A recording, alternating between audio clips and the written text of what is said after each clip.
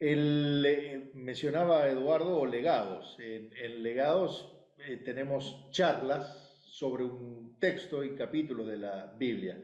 Lito, que es un firme representante de legados, podrá dar testimonio que estos dos últimos jueves estuvimos hablando de las cartas de Juan. Empezamos a hablar de las cartas de Juan, capítulo 1, primera carta de Juan, y jueves pasado hablamos de la primera carta de Juan, capítulo 2. Nos llamó la atención al grupo que la cercanía de Juan cuando escribe a la iglesia, como él se ve que por ser el discípulo amado, el discípulo más cercano a Jesús, a quien Jesús también le confió su mamá, con quien la mamá de Jesús vivió en Éfeso hasta que murió y hasta que martirizaron a Juan. Cómo fue aprendiendo de todo eso, qué cercanía con Jesús tenía. Entonces, cuando uno quiere ver relatos cercanos de Jesús, Juan te lleva ahí. Pero además es sencillo, no es teológico, no va al tiempo del judaísmo como hacen otros evangelistas. Juan es el vivir con Jesús. ¿Mm? Y déjenme leerle dos textos. Bueno, obviamente lo que estábamos viendo en las primeras cartas es que Juan se estaba enfrentando en la iglesia, al principio de la iglesia, ya con un grupo cesacionista, o secesionista, que es gente que habiendo sido del camino convertida, después se apartaba porque habían empezado a no estar seguros si Cristo, si Jesús era hijo de Dios, si Cristo era Cristo, si era verdaderamente todo Dios y todo hombre, y empezaron no solamente a alejarse de la iglesia, sino que empezaron a hacer proselitismo en contra de la iglesia. Y Juan los aborda, ¿no?, en estas cartas. Por eso dice, salieron de nosotros. Era ese grupo que se fue, y no solamente se fue porque no creía, sino que empezó a molestar a los que estaban adentro. Y Juan les dice, hijitos míos. Fíjense lo que Juan aprendió de Jesús, que ahora escribe él como aprendizaje de lo que escuchó. En primera de Juan 2, 3 al 6 dice la palabra del Señor. Podemos estar seguros de que conocemos a Dios si obedecemos sus mandamientos. Si alguien afirma, yo conozco a Dios, pero no obedece los mandamientos de Dios, es un mentiroso y no vive en la verdad. Pero los que obedecen la palabra de Dios demuestran verdaderamente cuánto lo aman. Así es como sabemos que vivimos en Él. Los que dicen que viven en Dios deben vivir como Jesús vivió. Un pensamiento que nos lleva hasta el principio. Es imposible querer tener una comunión con Dios habiendo desobedecido a Dios o desobedeciendo a Dios. A Eva y a Adán les costó el exilio del Edén, la desobediencia, esa rebelión contra Dios. Ese fue el verdadero problema. Y si Dios no lo abordara, la salvación no tendría ningún efecto. O sea, si Dios nos salvara para que sigamos nosotros desobedeciendo, nos hubiese dejado en el exilio. Pero Él nos salva para hacernos de nuevo, restituirnos a nosotros a ese estado precaída. ¿Cómo era el estado precaída? El hombre obedeciendo a Dios. Así debía ser. Primera de Juan 2, 28, 29 dice, y ahora, queridos hijos, permanezcan en comunión con Cristo para que cuando Él regrese estén llenos de valor y no se alejen de Él avergonzados. Se ve que el que dice que es, pero no es, va a tener que salir avergonzado. Apártense de mí, dice que le dijo el Señor. Ya que sabemos que Cristo es justo, también sabemos que todos lo que hacen, lo que es justo, o sea, ¿Qué es lo que es la palabra de Dios? Justicia. ¿Eh? Entonces, esos son hijos de Dios. Juan, como ese discípulo amado, nos da una perspectiva única sobre las enseñanzas de Jesús, lo simple de las enseñanzas de Jesús. Obedezcan, amen a Dios. Y nos puso ese mandamiento nuevo. Y amen a Dios, pero amen al prójimo. Es imposible decirse cristiano sin amarnos. Esa es la profundidad de Jesús. También esa es su simpleza. Leer a Juan no da lugar a una interpretación rebuscada, teológica, de que si esto es así, hasta cuándo y cuándo será. Es obedecer y punto. De hecho, el mensaje para Leo, que después le ponen los títulos, es porque amo, obedezco. No basta decir, yo amo a Dios, hay algo más. No es el hablar, no es el decir, es el hacer. Pero ¿qué dijo Jesús? Ahora Jesús mismo hablando. Juan, casi cuando uno ve las cartas de Juan, es casi una copia del mismo, lo mismo que escribió en el Evangelio, que es lo que relataba Jesús. En el Evangelio habla Jesús personalmente porque está relatando la historia de él. El Evangelio es biográfico. Y entonces en Juan 14:21, el mismo Jesús dice, el que recibe mis mandamientos y los obedece, demuestra que de veras me ama. Y mi Padre amará al que me ama, y yo también lo amaré y me mostraré en él. Otra versión dice, y viviré, mi Padre y yo viviremos con él. Amar es un hacer, enfatizó Jesús. No es un decir, un hacer. De manera que el amor a Dios no lo podemos mostrar hablando. Podemos estar horas hablando. Puedo predicar los mensajes más bonitos, pero el amor realmente lo dejo ver a través de la obediencia a la palabra de Dios. A la obediencia por amor. Y esa obediencia por amor se va a convertir en un testimonio personal que será lo que los demás van a ver de nosotros. ¿Se entiende esto? Hay un efecto en otros. Entonces, ¿qué es lo que dijo Jesús? Exactamente lo mismo. Obedecer y demostrar que lo amamos recibiendo los mandamientos y obedeciéndolos. Pero ¿qué hizo Jesús? Dijo eso, pero fíjense lo que hizo. Jesucristo fue obediente, dice la palabra, hasta la muerte en la cruz. Nuestro Padre, el Padre de Jesús, Dios Padre, sabe que obedecerle puede ser una prueba para algunos. Para Jesús fue una prueba, para su Hijo fue una prueba. Esto que decía en el devocional, ¿qué muestra? ¿Qué confianza más grande tenemos si Dios dio a su Hijo para salvarnos? ¿Qué confianza? Dios es un Dios digno de obedecer porque es inamovible. A veces nosotros tendemos a no obedecer a los cónyuges o a los padres o a los pastores.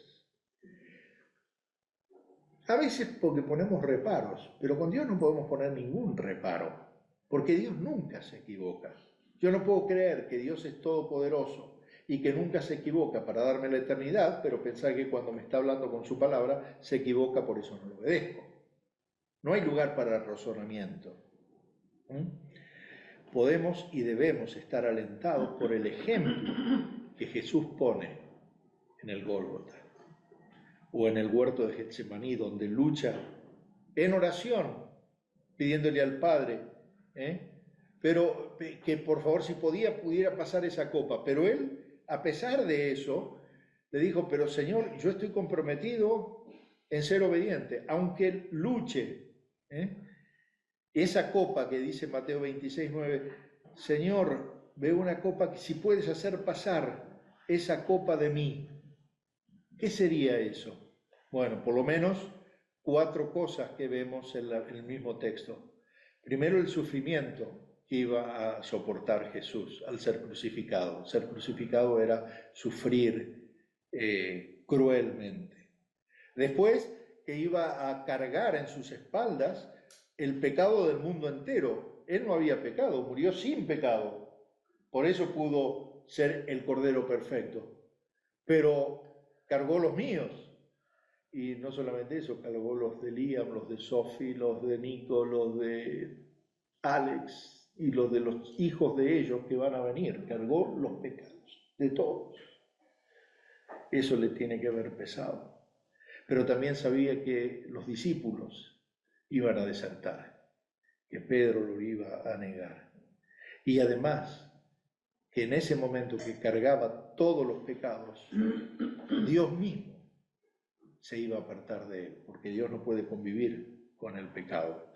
Y entonces vemos a Cristo como Dios, diciendo, Señor, te necesito como Dios y Salvador, pero no lo veo como Señor. No lo veo en su humanidad, siendo el que hombre murió por mí. Prefiero enfocarme en la deidad, en aquello que es más místico. ¿Se entiende? Pero la palabra no da lugar a dudas. El sufrimiento de Cristo y el dolor de Cristo fue más grande que cualquier dolor que nosotros podamos experimentar obedeciendo la palabra de Dios. Sin embargo, aunque afligido hasta la muerte, en Getsemaní él tomó la decisión de obedecer y nos enseñó que podemos obedecer, aún siendo difícil someternos a Dios. ¿Pero por qué lo hizo? Entonces ya vimos el qué dijo, vimos qué hizo y ahora el por qué lo hizo. Hebreos 12:2. Nos dice el autor de Hebreos, fijemos la mirada en Jesús, el iniciador y perfeccionador de nuestra fe, quien, por el gozo que le esperaba, soportó la cruz, menospreciando la vergüenza que ella significaba, y ahora está sentado a la derecha del trono de Dios. Por supuesto que habría mucho gozo en volver al Padre. Por supuesto que él estaba gozoso por volver al lado del Padre, pero iba a sentir en la eternidad gozo por el poder, gozo por la riqueza o gozo por tener esa comunión con el Padre. Él siempre tuvo eso. Hasta que se encarnó, él lo dejó, se despojó de eso. O sea, podría haber sentido gozo de recuperar lo que ya era. Si hubiese sido eso, no hubiese encarnado, porque si eso es lo que hubiese querido. Pero ¿qué habría del otro lado de la cruz que lo hizo obedecer hasta la muerte? ¿Sabés qué es lo que había? Dice Juan 13:1, se acercaba la fiesta de la Pascua. Jesús sabía que había llegado la hora de abandonar este mundo para volver al Padre. Y esta frase que parece descolgada nos da el porqué. Dice, y habiendo amado a los suyos que estaban en el mundo, los amó hasta el fin. Ese es el gozo que Jesús tenía después de obedecer. Vos, yo, Patricia, Herman, podríamos nombrar a cada uno de nosotros con nombre y apellido. Nosotros éramos la razón de esa obediencia y nosotros éramos la razón de ese gozo. Vuelvo a Juan, repito, 14:21. El que recibe mis mandamientos y los obedece, demuestra que de veras me ama. Y mi Padre amará al que me ama y yo también lo amaré y me mostraré a él. Recibir, entender, aceptar, recibir, abrir tu corazón para recibir. Pero lo otro es obedecer. Son palabras claves. ¿Por qué? Porque todos los beneficios de Dios tienen un solo compromiso nuestro. Dios nos pide una sola cosa, que es la obediencia. Aún aceptar a Cristo como Señor y Salvador es obedecer a Dios, porque Él nos está buscando. Nosotros a veces pensamos que nosotros buscamos a Dios. Nosotros no buscamos nunca a Dios. Dios nos busca a nosotros. Y la única respuesta posible y la única respuesta aceptable para Dios es nuestra obediencia, es decir, sí, Señor. Dios, escuchen esto, porque por ahí nos cambia el chip. Dios nos concede el privilegio de conocerlo. ¿Cómo? Si somos obedientes a sus mandamientos. No podríamos jamás conocer a Dios sin Jesucristo. Por eso cuando la gente dice, ay, yo creo en Dios, pero pará, identificá, ¿crees en Jesús? Porque si no crees en Jesús, no podés conocer a Dios. Porque el único que dio a conocer a Dios es Jesús, que es el Señor de la palabra, que te da la palabra y te da los mandamientos que son simples. Crean, obedezcan. Dice Juan 14, 24, 26. El que no me ama, no hace caso a mis palabras. Ahora lo dice en negativo. ¿Por qué? Porque no lo ama. Las palabras que ustedes están escuchando no son mías, sino del Padre que me ha enviado. Les estoy diciendo esto mientras estoy con ustedes. Pero el Espíritu Santo, el defensor que el Padre va a enviar en mi nombre, les enseñará todas estas cosas y les recordará todo lo que les he dicho. El Espíritu Santo. Además, imagínense, tanto nos quiere el Señor y tan privilegiados somos que no solamente nos da la palabra, sino que nos manda como garante de ese compromiso al Espíritu Santo. Pero el compromiso es de dos partes. Por eso no es difícil entender, no debería ser difícil entender que la mejor decisión que podemos tomar es obedecer a Dios cuando Dios nos habla a través de su palabra, cuando Dios nos redarguye a través del Espíritu, en la comunidad, porque podemos estar completamente seguros de que es Dios hablando. ¿Hay algo, hermano o hermana, que te impide escuchar y obedecer a Dios? ¿Hay algo que debas cambiar en tu vida y que sepas que debes cambiar? También para mí. ¿Hay algo que trae dudas a mi mente y a mi corazón y por eso no me deja obedecer? Esas cosas, la única manera de abordarlas es por fe, porque la fe nos lleva a la obediencia. Es solo por fe que tengo esa relación. Hebreos 11.1 dice, ahora bien, la fe es la garantía de lo que se espera, la certeza de lo que aún hoy no veo. Así que cuando creamos que Dios está lejos, que Dios no da respuesta, pensá con fe, como dijo Eduardo, y ahora veo cómo el Espíritu juntó todo el mensaje, que Dios ya lo hizo. Dios ya lo hizo. Nosotros no lo vemos, pero ya Dios dio una solución, ya Dios dio una respuesta a esa promesa. Entonces, hasta que el Señor nos lleve, vamos a estar esperando porque Él es soberano y Él nos va a dar eso que nos prometió. No en el tiempo nuestro, en el tiempo de Él. Pero hay ocasiones que por esperar tanto, como le pasó a estos hermanos de la iglesia, a estos que se fueron de la iglesia, parecía que se tardaba la segunda venida, y entonces empezaron, bueno, si esto no viene, si Jesús no viene, porque ellos ya lo esperaban, quizás es todo un palabrerío. Bueno, toda demora de Dios es aprovechada por el enemigo para sembrar dudas acerca de la veracidad de las promesas de Dios en su palabra. El enemigo, Satanás, nos pretende hacer creer que las promesas de la palabra no son dignas de confianza, pero con eso te está llevando a otro nivel. Si las promesas de la palabra no son dignas de confianza, entonces la palabra no es digna de obedecer, y es todo lo contrario. Las promesas, dice el Señor, son sí y amén. Sin obediencia, la misericordia, si yo no obedezco, si yo no respondo con obediencia, la misericordia de Dios, el perdón no tendría, la justicia de Dios no tendría sentido. Por eso, cuando te hablen del universalismo o de la aniquilación, de que todo se va a terminar, es todo mentira, no hay nada en el texto bíblico que apoye eso. No vamos a terminar todos algo. Cuando termine el día, cuando termine el tiempo. Va a haber unos de un lado y otros del otro. ¿Saben por qué?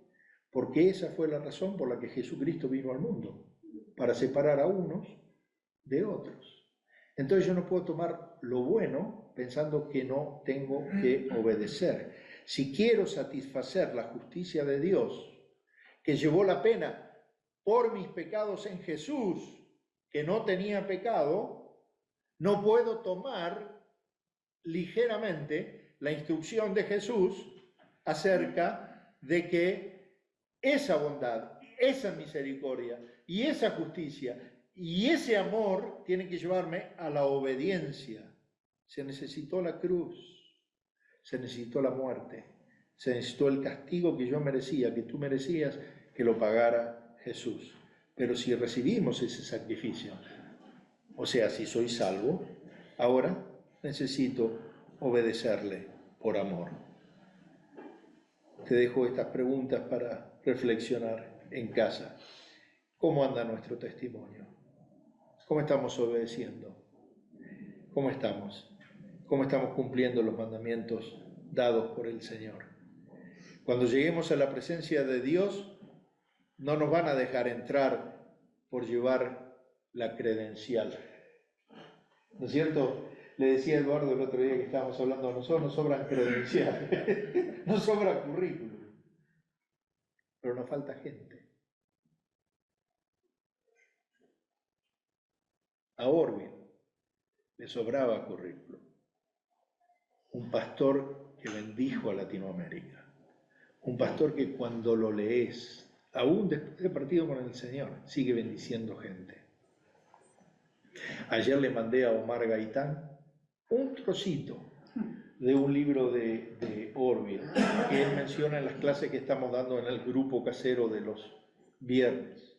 Un trocito sobre cuando Orville y Erma fueron a predicar a la congregación de, creo que es Pontevedra, donde ellos tienen la quinta, o González Catán. Y me dice Omar, Esteban, dice, hoy tenía que llegar esto, justo hoy. Credenciales, esas no nos van a llevar al cielo. El amor a Jesús nos va a llevar al cielo. Y como la palabra dice hoy, ese amor se muestra siendo personas que guardamos, que atesoramos, que recibimos y que obedecemos los mandamientos de Dios. Juan 14:23 le contestó Jesús, o sea, es Jesús hablando, el que me ama obedecerá mi palabra y mi Padre le amará y haremos nuestra vivienda en él. Yo quiero que el Padre y Jesús hagan vivienda conmigo, con nuestra familia, con la familia de la fe, con todos ustedes. Obedezcamos la palabra de Dios. Que el Señor les bendiga ricamente. Amén.